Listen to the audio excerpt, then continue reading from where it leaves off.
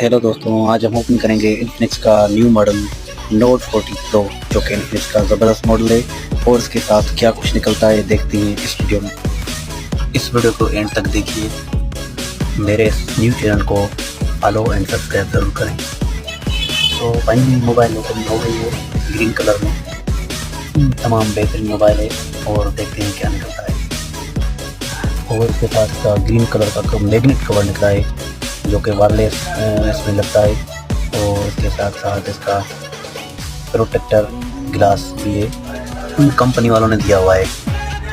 और इसके साथ फास्ट चार्जिंग 70 वाट की चार्जिंग का चार्जर दिया हुआ है कंपनी ने सी टाइप केबल के साथ। अभी ओपन करते हैं वायरलेस चार्जर, जो कि पावर बैंक भी है और वायरलेस भी है।